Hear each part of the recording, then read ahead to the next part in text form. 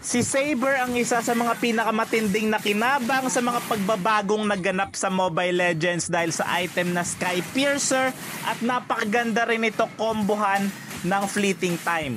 Kapag nabuo nyo ang Sky Piercer at Fleeting Time kay Saber, ilista nyo na. Lahat ng makikita nyong kalaban ay mabubura sa isang iglap lang. Panoorin yung mabuti yung gagawin ko dito. Tignan nyo, ito yung sinasabi ko sa inyo. Sky Piercer, goods na goods talaga kay Saber. Mabubura talaga yung kalaban. At kapag sinamahan pa natin ng Fleeting Time, only yung paggamit natin ng ultimate. Napakabilis lang ng cooldown dahil every time na makakakill ka o assist, napakabilis lang ng cooldown ng kanyang ultimate. At alam naman natin na sobrang kailangan ni Saber yung kanyang ultimate para makabura ng mga malalambot at mga damage dealers na kalaban. Kapag gamit nyo si Saber, dapat alam nyo yung trabaho nyo at dapat alam nyo yung tinatawag na good trade. Tignan nyo to. Marksman gold laner nila yung Popol and Koopa. Popol and Koopa na gold laner nila yung binura ko, good trade yun kasi roamer lang ako. Yun yung tinatawag na good trade. Dapat lamang kayo sa palitan ng buhay. Sa part na to nagkamali ako dahil Gatot Kacha yung tinarget ko kasi low HP siya. Yun pala napakakunat niya kaya napahamak ako. Dapat talaga yung mga malalambot at damage dealer yung targetin natin. Huwag yung tangke ng kalaban kasi sayang lang. Hinihintay ko dito yung target ko ngunit nakaramdam sila na nandito ako at tumalon si Gatot Kacha, tinamaan ako at gusto kong subukan dahil matigas yung ulo ko.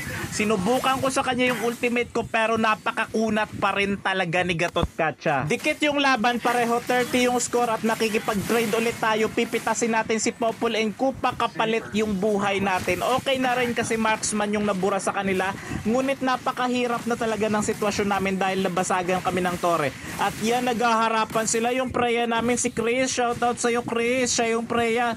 At kay Kuya Jay, siya yung Sicilian. Shoutout sa'yo Kuya Jay. Ayan, very good yan sila, diba? Nabuhay na ako at masyadong malalim yung Alucard nila at tinuruan lang natin ng leksyon. Hinatid natin pa base, diba? Very good. Sinubukan ko pala lahat ng mga bagong items dito kaya kung mapapansin nyo pati War Axe binili ko na, 'di ba? Very good. Ayan, lahat ng bagong items bilhin natin 'yan, 'di ba? Very good. Experiment lang to pero sobrang bagay na bagay talaga kay Saber. Yung Sky Piercer at Fleeting Time. Yung dalawa talaga yung the best. Teka lang naman, nagkukwento pa ako.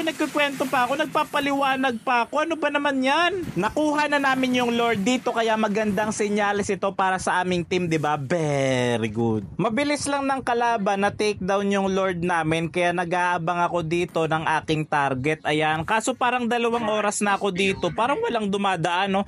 Bakit parang walang dumadaan dito? Ano ba naman yan? Nandun pala sila, nandun sila, walang dumadaan. Ito, Popol and Koopa, tatargetin natin. Ayan.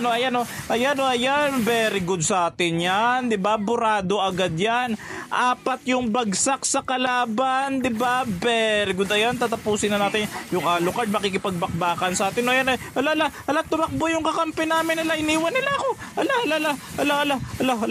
Ala, namatay ako dito. Grabe naman yun. Para matatalo pa yata kami dito Matatalo pa yata kami. Maubos kami. Ala, naubos kami. My lord sila kaya depensa lang tayo dito sa base. Huwag tayong aalis, diba? Very good. Ayan. Nahuli ako ng kalaban kaya napitas talaga ako dito. Parang nawawalan na kami ng pag-asa dahil ako yung pag-asa sa team na to. Kaso nabura nila ako. Fast forward na natin para mabilis at makauwi na tayo. Ang resulta ay talo.